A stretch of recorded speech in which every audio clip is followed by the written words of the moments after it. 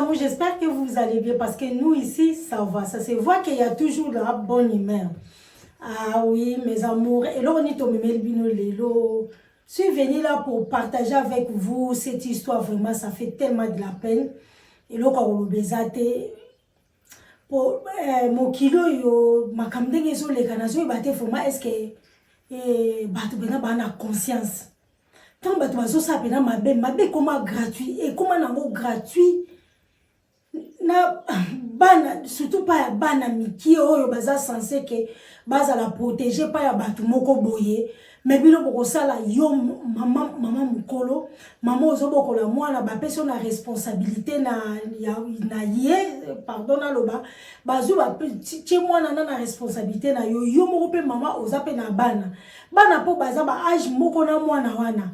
Mais biloko on a évité baton se peut balala balamukaka en tout cas faut en avoir conscience baton sous conscience et si là humanisme exaté donc moi je pense que wana ça donne ça avant vraiment to ke to loba to tana no eloko yo effleurer la toile en tout cas bato bazo lobelango et pesi mawa to le canal bisonyos total. Regardez vous-même cette vidéo. Regardez. Quand on vous dit qu'il y a des femmes Jézabel dehors, les femmes qui aiment maltraiter les enfants, quand on vous dit que ces femmes-là, regarde, elle va au restaurant, il fallait laisser la petite fille là à la maison, il fallait la laisser à la maison au lieu de l'amener au restaurant et l'humilier de cette façon. Elle va au restaurant avec ses enfants, elle s'assoit, elle commande, elle mange avec ses enfants. Et la petite fille est à côté, celle qui est, je ne sais pas, la bonne à tout faire à la maison, elle est à côté, elle ne mange pas. Alors qu'elle a faim, hein? La petite a faim. Voilà, elle mange. Voilà, elle mange et l'autre est à côté, elle ne les regarde même pas. Elle lui a dit de regarder de l'autre côté, qu'elle ne doit pas les regarder. Et voilà. Un autre client, voyant la scène, il n'est pas content, il s'approche de la petite fille, lui demande, mais tu es avec la famille là? Elle dit oui, je suis avec eux. Cette dame est qui pour toi? Elle dit que c'est ma tante. Vous voyez? Vous voyez l'enfant de sa soeur, l'enfant de son frère, ou l'enfant même de sa cousine, je ne sais pas. De toute façon, l'enfant l'appelle tante. Vous voyez, quand vous confiez vos enfants aux gens, ce que les enfants là deviennent, ces gens détruisent l'estime de soi de ces enfants-là. Ils détruisent le mental de ces enfants. Regarde. Et le gars l'approche, lui dit, mais comment ça se fait que l'enfant a faim et l'enfant ne mange pas avec vous? Et la dame lui répond, mais c'est ton problème, c'est ton problème. L'enfant n'a pas dit qu'elle a faim. Et le monsieur s'approche de l'enfant, se rapproche encore de l'enfant, demande, est-ce que tu as faim? L'enfant dit oui. C'est là qu'elle se lève et commence par brutaliser. Voilà. Voilà. Voilà ce qu'elle fait. Voilà ce qu'elle fait. Il n'y a personne là-bas pour lui tirer sa perruque là de la tête. Regarde comment elle est.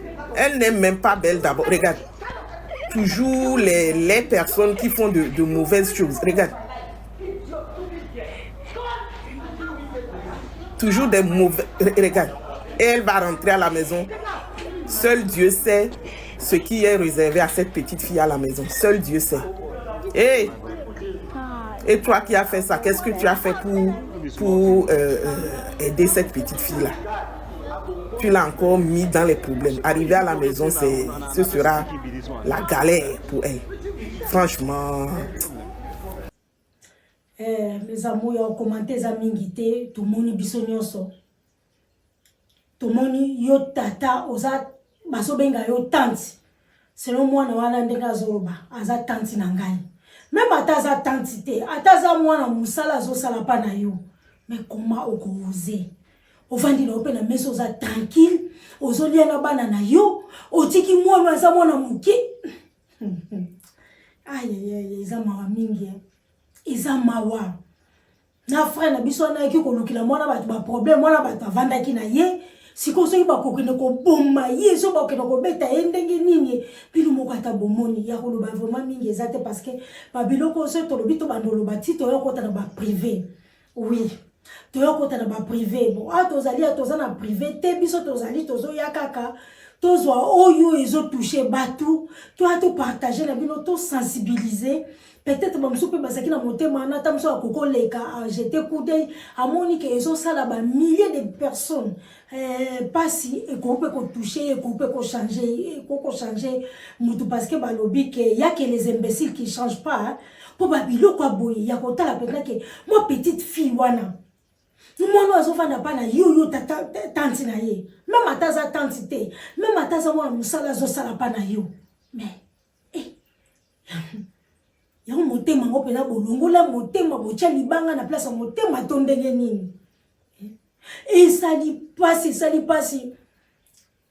et faire revenir bato ebele peut-être dans 20 ans 25 ans en arrière oui mukile a compliqué bato mita mabe bazali ezana bato bazo vivre bakawana chaque jour nande tozolo banande tozota les ara bamsu bazo banebele bazo vivre ba calvaire na ba famille na bango propre oui na ba famille na bango propre bazo vivre sa bango ba calvaire ya modèle kutu ya peut-être wana kutu eza muki mais soki orobimisa biloko ndenge wana na miso ya bato mais mwana na pa ya vandaka pa ebuvandaka na ye eza ka ndenge nini donc maltraitance c'est ça total.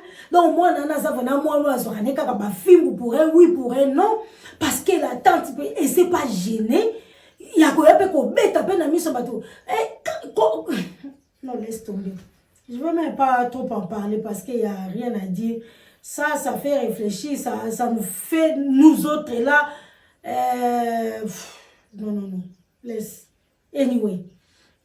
Toloba mingi te pas tolobi mingi. Toya ko trébucher parce que ça fait mal et ça na bato ebele ba Rolanda émission oyo bato ebele peut-être peut ba ko se retrouver net ba biso moi personnellement je me suis retrouvée na citation wana mais Dieu il est tellement merveilleux, il est trop grand même et oui et ya wana mingi akoloba ko zalate total akaba we pa bazali oui so bo monaka bato botika so ba komandenge nini fete ya mokili e fete ya mokili boko ko maltraiter mwana te po ba pese na maboko na bino boza censé bo protéger ye soko lingi te ti non c'est mieux que tu refuser le ba non donc on responsabilité wana te parce que moi-même j'ai ma responsabilité, j'ai mes enfants, je vais se concentrer seulement à mes enfants propres que ozwa mwana ya batu mwana ya ndeko na yo oyo azobenga tante azobenga yo tante même ataza mwana musala même ata soko futaka ye par mois mais on peut faire ça okoonyaka mwana petite fillette on n'a pas azali penza ça m'a fait vraiment de la peine, ça m'a fait pitié et oui il y a pas si et à mon qui bon tout ça ndenge nini au moins avenir comme tété aka avenir quand de mutelobela nzamba ba refele avenir nde etalisaka pas être outa na pas être okendaka mais moi j'espère je pense que moi na wala ko s'en sortir na vie na ye a rozala quelqu'un de bien a rozala muto yo fui nzamba ko pambola parce que c'est pas possible ya mona ndenge wana alaini ça se voyait vraiment qu'il y a total maltraitance, il y a vraiment comment dirais-je, oui, maltraitance tout court. C'est pitié. Moi vraiment ça m'a fait du mal parce que je sais quelque chose tant le monde qui biloko wana je me suis souvenu de beaucoup de choses. Je me suis souvenu de beaucoup de choses, de beaucoup. Mais j'ai dit seulement que bon, ils attendent, nzamba yebi nzamba za bolingo nzamba za ya azala na ye tranquille azaka focus acha prière liboso ce qui peut nzamba ko aider qui atalise que il est le chemin, la vérité ou la vie. Il est le protecteur, c'est lui qui protège en fait. Pour mon tom qui l'a protégé, parce que ça se voit même. Ça se voit. Mais qu'est-ce qu'on peut dire? Donc, biso tozo na babilo kwa taso ke zali triste. Tozo na ngote poto choqué. Tozo na ngote sensibiliser à chaque fois. Et ça n'a pas tout peut-être un comportement au caractère wana, il peut se voir dans cette histoire là, ça va lui toucher et puis à quoi changer comportement y wana toza na ngonde besoin parce que là non on peut pas tolérer ça, on peut pas tolérer ça vraiment.